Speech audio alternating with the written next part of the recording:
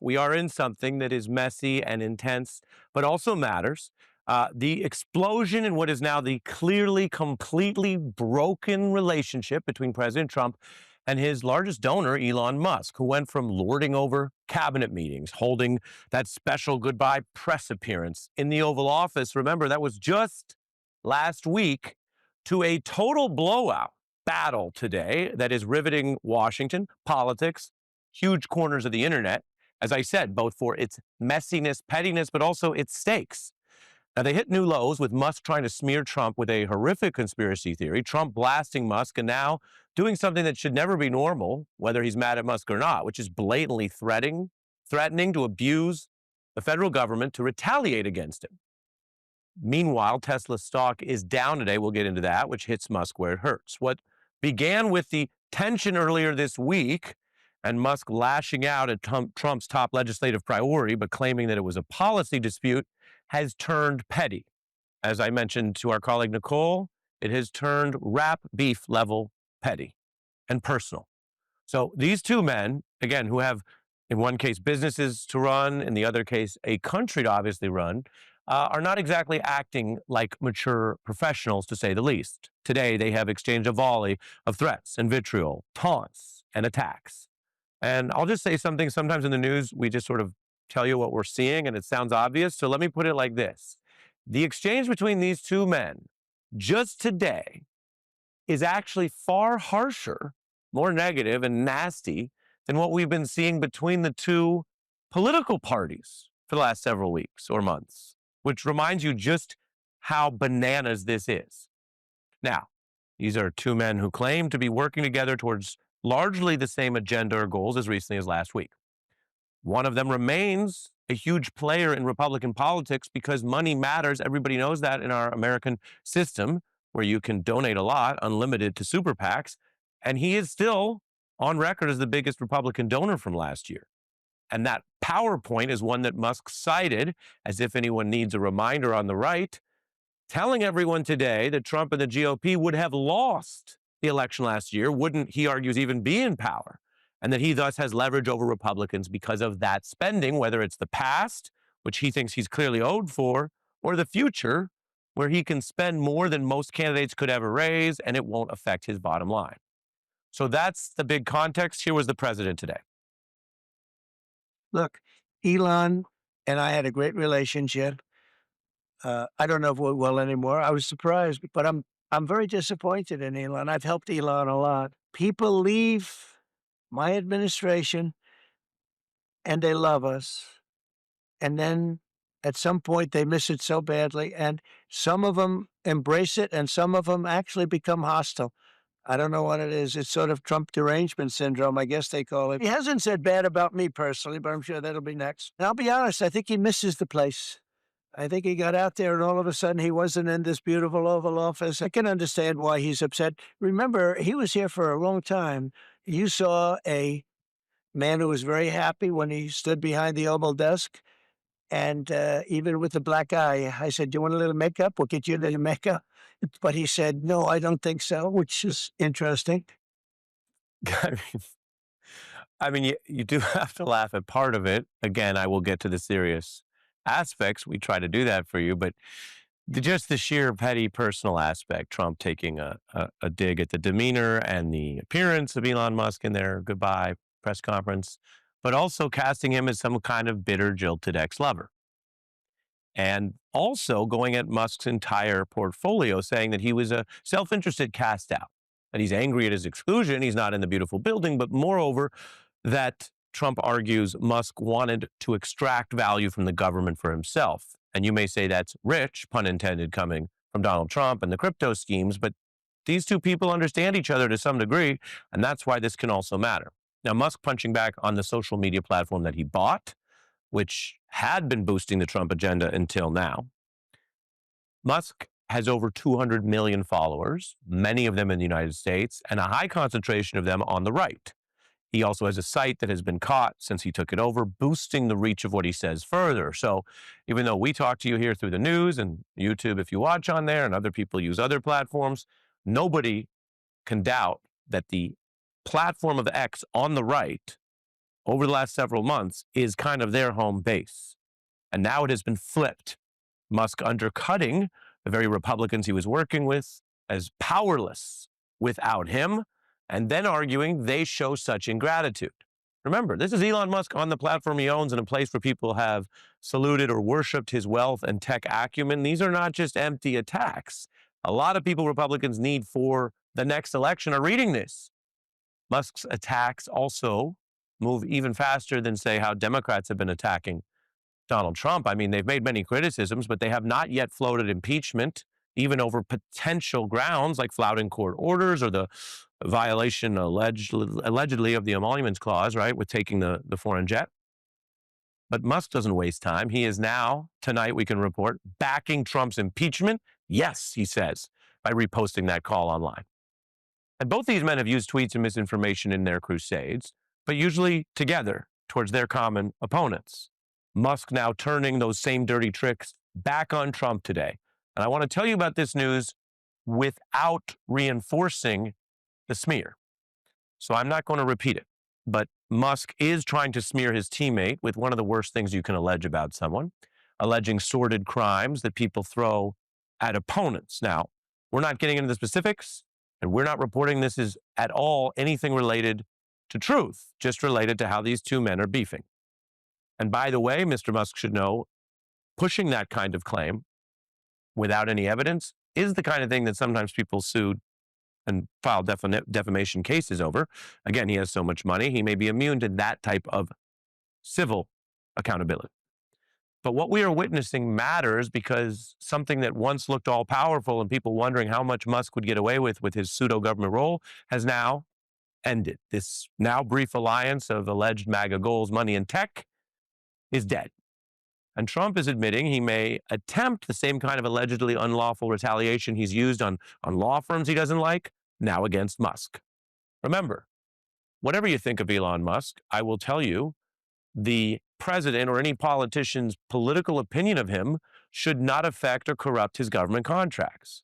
Those should obviously be done fairly based on what the government needs. And if NASA needs to work with someone and they do a fair bid, great. It shouldn't come and go with politics. That's the same standards we've mentioned for other issues. Well, here we see it in the Civil War because Trump says he could terminate Musk's government subsidies and contracts.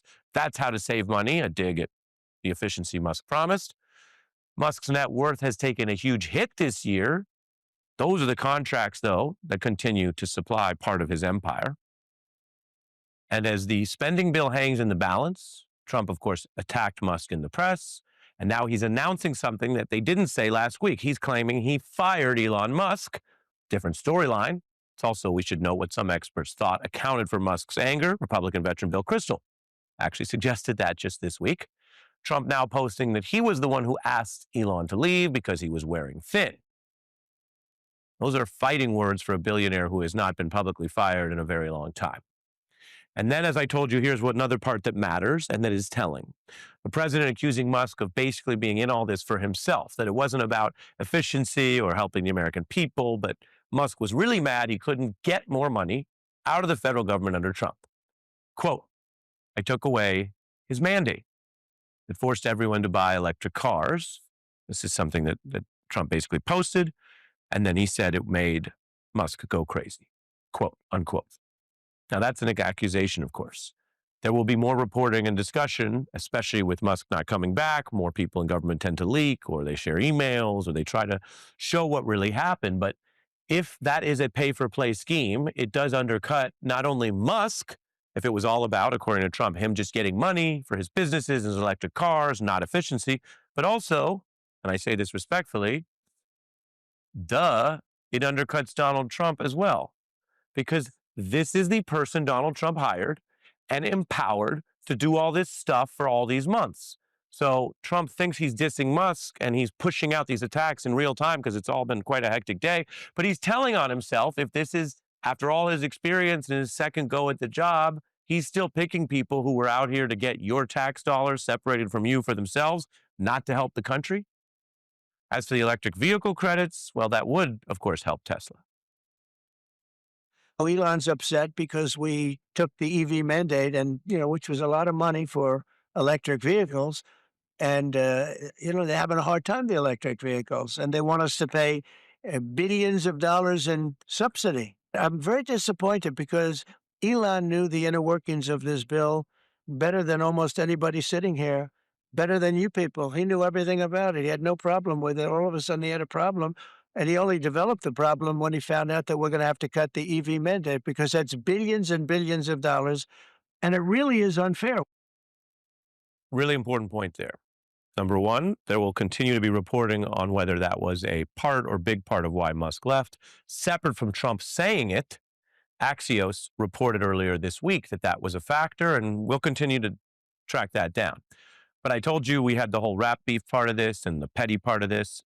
This part matters, completely apart from the messiness. I want you to just, hey, we take in the news together. Let's take in the premise the president just shared there that I played for you. Donald Trump is trying to cast himself as a whistleblower for his own administration. That's what he's saying. He's saying, let me tell you what really happened. This guy was just in it for the electric vehicle credits that would so enrich Tesla. But the problem is you can't be a whistleblower on yourself. Certainly not when you're the president and you're in charge. You hired this guy, and if you were so concerned that this was just Tesla enrichment, well, why didn't you blow the whistle and fire him earlier? And the answer makes it even worse. I say this not as criticism, but as facts that make these men look bad. Rich men who still want to take your taxpayer money, if you keep your eyes open and notice it, because we've already seen what they did. Electric vehicle credits, openly trafficking in favors, self-dealing, and the kind of conflicts of interest in crony capitalism, which proliferate when you don't have controls or rule of law, or, by the way, a strong free press, all the ways that you keep people accountable. Because I'm saying this all to you while you see on your screen with your own eyes what we already know. These two men who are billionaires aren't content to be rich enough. They wanted to take your White House, the people's house, your tax dollars, and our attention to hawk those Teslas. You got to give him credit. It's we want the future to look like the future, and it's kind of what kind of truck would Blade Runner drive? The one I like is that one. Yeah. And I want that same color. You buying a Tesla will boost Tesla sales and boost Well, I their hope stock? it does. Look. Was that your I goal care by doing about one this? thing. When somebody's a great patriot, they shouldn't be hurt. He's a great patriot. I love Tesla. He hopes it does. And any conventional system, that is an admission of a problem. The government playing favorites and trying to help their people in the free market. It's something Republicans and conservatives have long said they are against. The goal then was to sell what Trump called that love and make Musk money, which he admitted. Now, that is not okay for the federal government, period. Whether it works or not, it's not okay. But the reason that these two had such an alliance is what Musk did accurately refer to today, that he wants the government to make his company even more money that he otherwise wouldn't make in a free competitive market. And then the government's political benefactors, they play ball, and Trump gets a cut of that. Republicans get a cut of that. He makes more money and the donations come back to him. Then there's the fact, separate from the ethics, that this didn't work. Elon Musk knows, and everyone who follows the markets has seen, that Tesla has been crashing. It's lost $152 billion in market cap after this spat, its biggest hit ever, and his own Musk net worth has been down a ton since January. Now, what I told you about all this would be a problem, would be wrong for clean, honest government, whether it worked or not. In other words, if he happened to make a bunch of money, it would still be bad because it's not a fair way to run your government, and you, the taxpayer, will lose. But here, like so much of the other messiness, it is also blowing up in their face. Republicans know, though, that even as Tesla crashes, Musk does have a level of resources that makes his political spending equivalent to most people doing the give a penny, take a penny jar. If you've ever been at 7-Eleven and you leave a penny there because you don't need the penny that day and you feel okay about it, sometimes you take a penny, you know how it works. That's how Musk feels about dropping tens of millions of dollars in these races. And fearful House Republicans are still scrambling to mollify him, the New York Times reports. They've done the reporting. all these House Republicans have a wariness of crossing him, and the super PAC that spent about $20 million to help 20 vulnerable House Republican candidates know that he can turn it up, he can go away, he can turn it off, or he can turn it on them just as he's turned it on the president. And think about it like this. We're seeing him go after Donald Trump, who still has all this power, days after things fell apart. Imagine a random House Republican that he's never heard of, never met, doesn't care about, thinks of as discardable as any other politician he's never met or one of the many employees he's fired. Those House Republicans have every reason to believe that he could drop a ton of money on their head, run primary challengers, or even start the new political party that he was musing about online today. And all of those roads lead to tighter races when they barely won the House. If you're watching the news and you say, I've heard about these tremors and inflection points before, I get it. But this is one of the worst Republican conservative crises that Donald Trump has faced in this second term, and he's facing an opponent who is well capitalized and not backing down. Our experts are back on this in 90 seconds.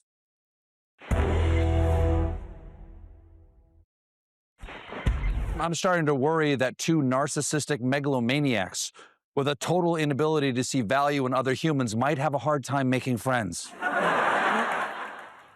It's all happening. I'm joined by Vanity Fair's Molly Jong-Fast, MSNBC contributor, who has a brand new book, How to Lose Your Mother, a daughter's memoir. Molly is, of course, a friend of ours. We do full disclosure, but people can get that wherever books are sold. Libby Casey, senior news anchor for The Washington Post, joins us as well. Molly, this is a throwdown that has been already quite messy, but has high stakes. Your thoughts? Yeah, I mean, look, Republicans are in a real bind here. If you're a Republican politician, you have to choose between Donald Trump, who demands total fealty, and your biggest donor, who has unlimited funds. Now, we have seen again and again that Republicans refuse to stand up to Trump, but will they stand up to Trump because they have to serve Elon Musk? And I think this is going to be a real problem for them. And I'm not sure there's an easy solve.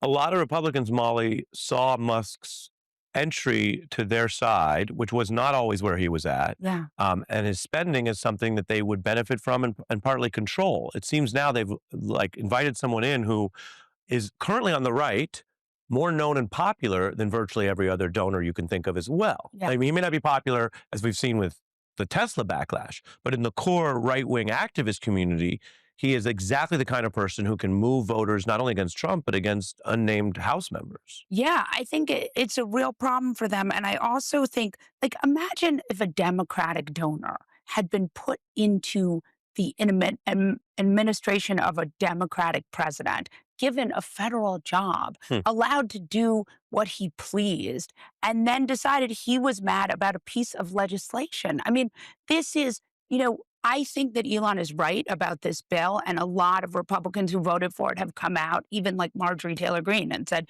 they didn't actually know what was in the bill. So Elon clearly has a point, but the reason he's mad is because of his business, which is completely not how any of the federal government is supposed to work. Yeah, and I'm curious, Libby, what you think about the, I will admit, obvious point I raised in the setup, obvious but hopefully important to people, which is Donald Trump admits how this works, says Musk just didn't get enough goodies, and doesn't know or maybe doesn't care that would also reflect poorly on the person who chose him. Well, Elon Musk is saying that Trump and other Republicans don't have enough gratitude. They're expressing such ingratitude for all the money that he poured into their campaigns. I mean, we're talking so much money, Ari. Like you said, it's like not that much for Elon Musk, but he changed the race, and he's taking credit for that, not just the White House race, but also so many other state and House races, federal races. And there is this how could you do this to me? How could you do this to me? And the basic premise you set up is really important, because there shouldn't have been that deal making and expectation to begin with. And I had a friend text me and say, "Is this for real? Is this just showmanship? Am I watching wrestling or something?" But let's look at the real implications here. Musk's net worth has gone down today. Tesla's stocks plunged. Like you said, they're down like 14%. Even Trump's like vanity project, his media and tech company, DJT, that went down because of all these accusations that Musk is throwing around. So we're talking real money. But Musk is also threatening to pull the Dragon capsule, which gets astronauts to space and back to the International Space Station. What are we just going to like leave him there again? And then you think about all that he's done in the federal government. You know, I'm based here in Washington, and we are going to see the ripple effects of so much slash and burn and what he was allowed to come into the government and do, all the way from, you know, across the street here in Washington to around the world, where, you know, USAID has been totally stopped in its mission. So all of this fighting, I mean, it's so fascinating because they are these two huge personalities, but what they are doing has such real world implications for all of us. Absolutely. And I totally get and appreciate you mentioning, you know, folks asking that. We live in a world where you put something online and the first comment sometimes is this real? Which is a fair question for a lot of this. Our jobs, Molly, of course, is to try to be fair and follow the evidence and show people which part is real. Some of it is, of course, also crap, because the nature of the attacks from Musk seem to be picked for maximum impact and trolling a world he understands as a tech expert, right? But and a clickbait expert. I mean, he knows what's on the back end of X. He knows that if you throw in a conspiracy theory or a certain thing, it moves farther. We're not saying when he says, yes, impeach Trump, that in 2 weeks he'll still be on that crusade or meeting with House members who want to. Right. So there's a mix of the BS, but then there's the real part. And that also goes to the retaliation. Far be it from me to help people decide when to take Donald Trump's retaliation seriously. If you didn't stand up here, there, or there. Right. Wall Street has learned, but others may be learning. Steve Bannon's reaction today was, don't just go after the contracts, which Trump said. Right. He said they should initiate, quote, an investigation of Musk's immigration status. I'm of the strong belief that he's an illegal alien and he should be deported from the country immediately, Bannon said in a phone interview. Now, I will report on that effort the same way I've reported on every other effort, which has nothing to do with how you feel about the person. Right. The abuse of deportation powers in that way is wrong and might be unlawful, depending on the status. But what does it tell you that these tools can be flipped right up against people who were in the Oval Office last week? Yeah. No, I mean, look, as the granddaughter of someone who was jailed by McCarthy during, you know, the House on Un-American Activities, America has a long and storied history of people in the government using it for bad ends. And, you know, Trump and Elon may be having a fight and it may have huge consequences for the rest of us, but we never want to see people in power use the government this way. And it doesn't matter who it's on. Yeah. Right? Yeah. And it is serious. So it's a reminder, and this is what the Wall Street people learn. You can go along with Trump up to here, but if you don't go all the way, right, you could be his biggest donor and this will be pushed. And I'm not suggesting there's any basis. Elon has plenty of lawyers to deal with this kind of thing, and we don't have any reason to believe he has an immigration status issue. But it's a headache, just like it was for Comey. Some of these things aren't designed to necessarily work. They're designed to put a cloud upon you. And if you're a different MAGA Republican, you might not have the same resources. So it is. I know that you're constantly, and I don't mind when you do it, constantly quoting Jay-Z. Oh, yeah, all the time. And he said the same sword that knights you can be the sword that good knights you. Oh, it's a good quote. Well, Musk thought these swords were for him, and now he's seeing them turned on him, and we'll see how he responds as well to that. Molly and Libby, thank you both. Thanks so much. Great quote, Ari. Thank you. Good to see you guys. Coming up, MAGA did empower Musk beyond his wealth. He did see that the money he spent got him something, but that is now, as we've been discussing, blowing up in his face. We have a very interesting guest on what this means going forward. There may even be some lanes for Democrats and Trump critics. Later, talk about immigration on the substantive side. Our exclusive on The Beat tonight, an immigrant whose arrest has made national headlines and has Trump voters speaking out saying, we didn't mean this.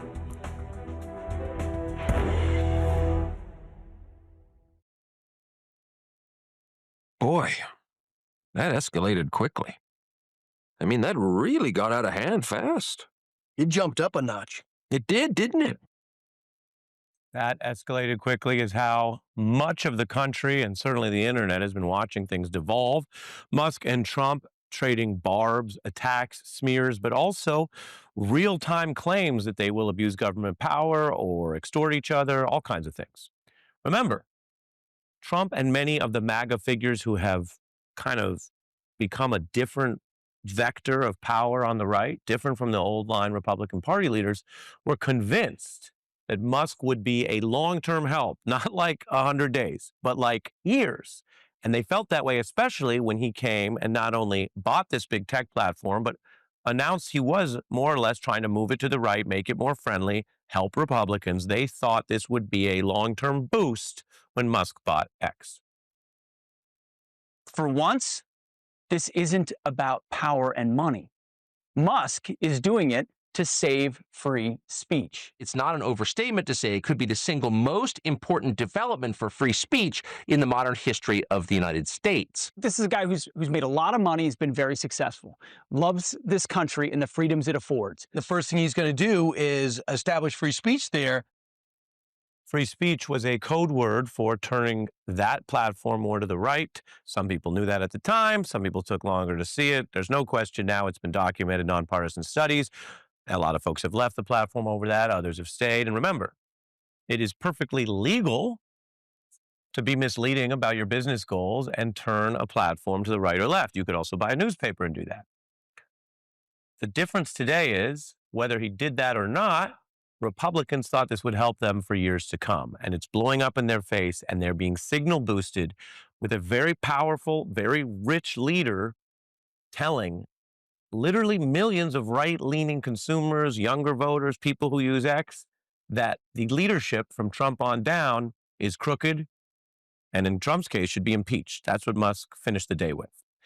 For this rather intricate point, we are joined by Che Komanduri, political strategist, veteran of several Democratic campaigns, including Obama's, and someone who I should remind viewers spoke, I think, quite incisively about both the hypocrisy and the risks of X under Musk months ago. Open season, start where you want tonight, Che.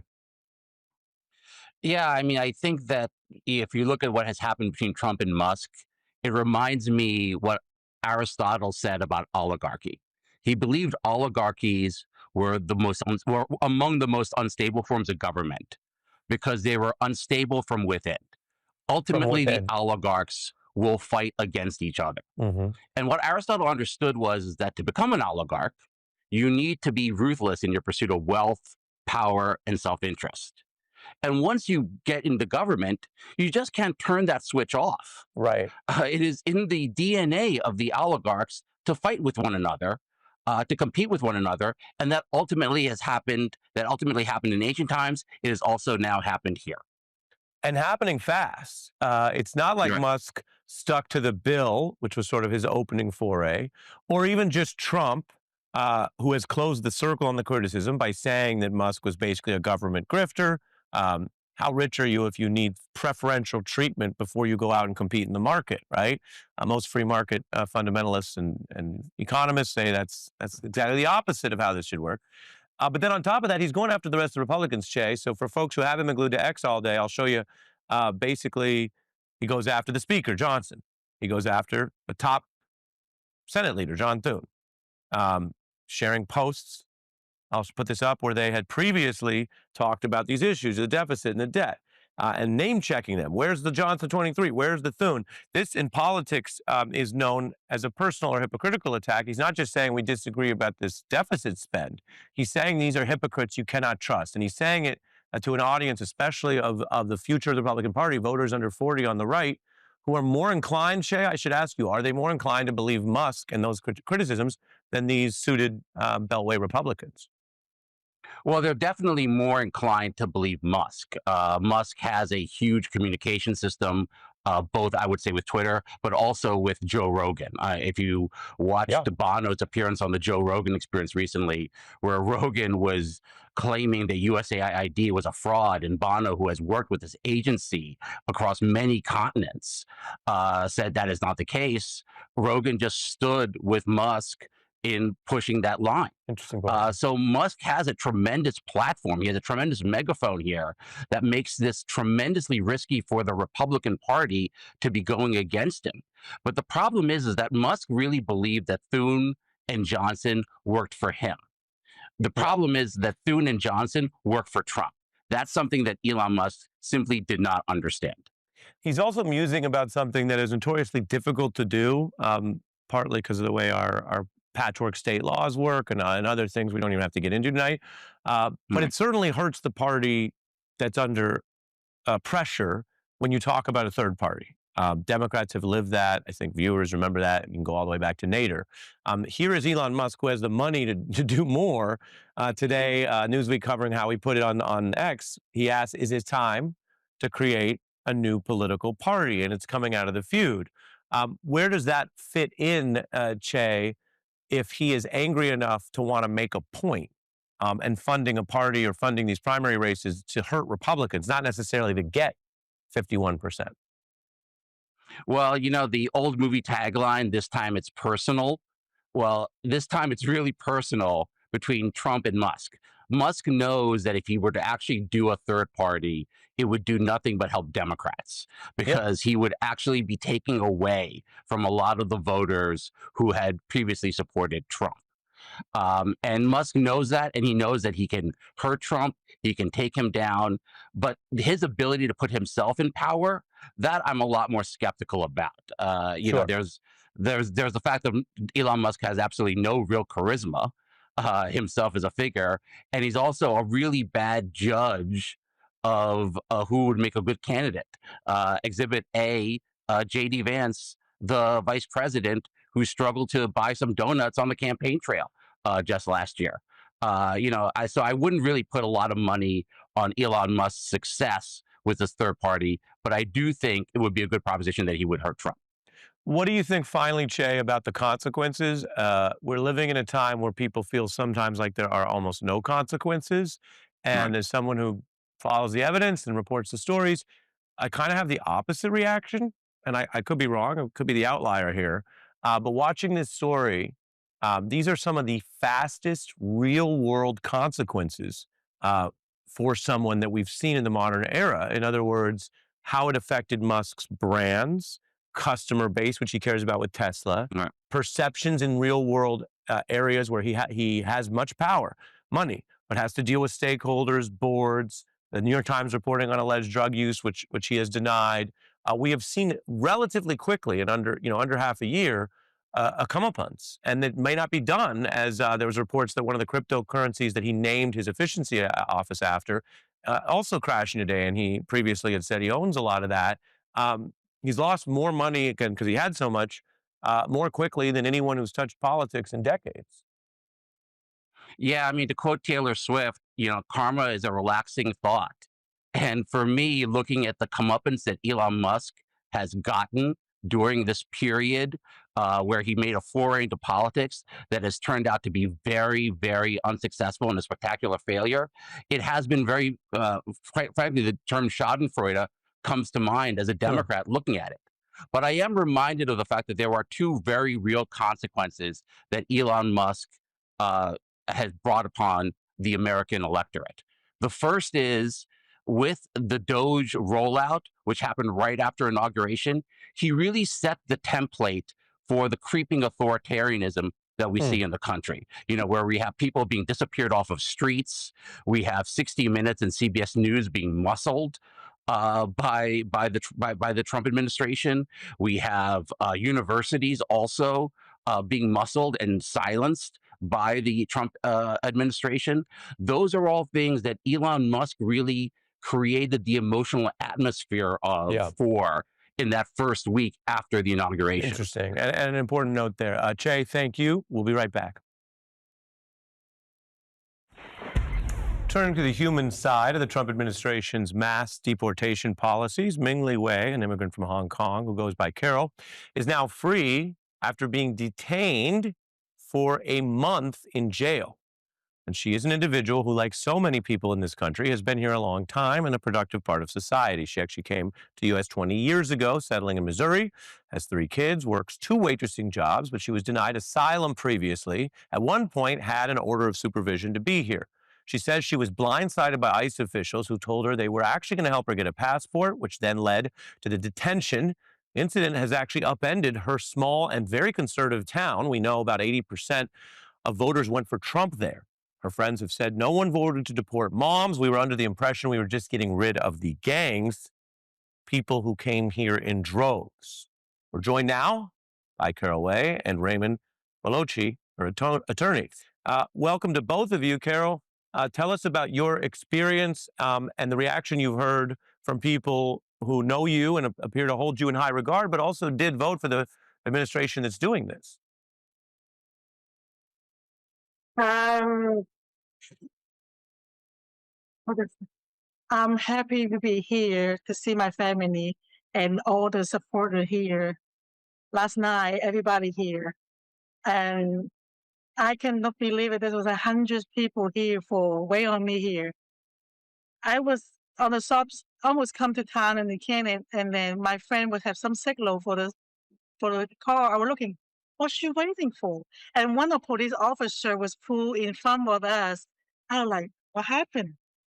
They were starting to have lights, silent lights, and stuff. I'm like, oh, I don't think they pulled me over because they're in front of me. And they was give me the way, take me to home to my restaurant. I was like, wow. And I saw all the people here wait on me to come home.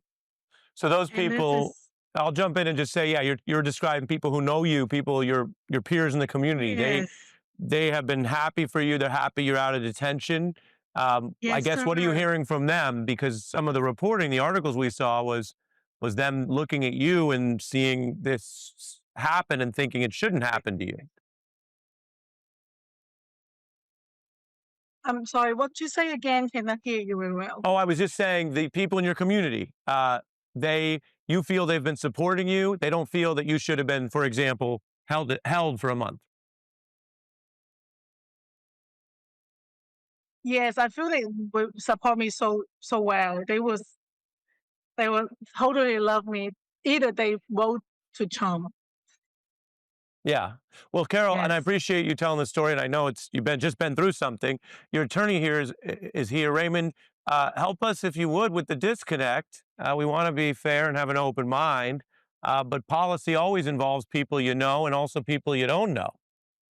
And then thanks for having us, Ari. It's absolutely true. And the word that you use is disconnect, and I really can only conclude that the executive order requesting that no more folks on orders of supervision really is what triggered it. Carol was not even supposed to report until August, and it is only overnight that she received a call to report the next day, and on April 30th she was taken into custody. This is something that could have been very easily resolved um, in a much more humane way. We are very happy with the outcome that she was finally released. And it would have never happened, I think, that without the amazing support that Carol has received from everyone in the community. Well, let me quote from the community, and Carol, you described it. Chuck Ernest is a farmer who spoke out to the press and said you, Carol, are the type of person you'd want to come to this country. I don't know how this fits into the deportation problem with Trump. So Raymond, you're advocating for a client. We understand that. But is there more to be done here if the people who actually voted, use their voice, their power for these policies are having remorse? Absolutely. I think that it's something that I believe can be done. It's just a matter of being willing to do it and sitting down and writing policies as well as laws that are humane, that are fair.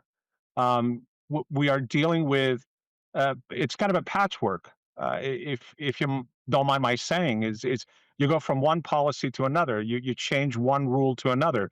But let's change the laws. Let's really sit down and create a system that is not going to tear our communities. This is Yeah. beyond that. This is not what we're about. Yeah, and it's Carol. We're showing the viewers some of the photos of people who care about you and didn't forget you, even in the weeks after. Everyone's got lives and busy with their shirts and other ways they wanted to show support. What do you want to say, if anything, to the government or people who might be thinking about these policies that remove people who are part of the communities. What do you want to say, or what have you learned from this that that could be done better or different or more fair? Yes, sir. There are the moment in my life where it's filled with short. When I'm looking around, I recognize all the kind of support and love and I receive. I will never can repay to them. Today is a wonderful moment for me, but I'm going to do my best to try my best to be here. And then to the people on the Canada, I would thank you so much from my deepest part of my heart, and how they will take care of me, my family through the time. They support me. I never can say thank you enough. And I'm so thankful, my lawyer. Thank you so much for your trying for do everything you can. It's not just your skill and your heart. Thank you for make all things different. I don't think I can do without you.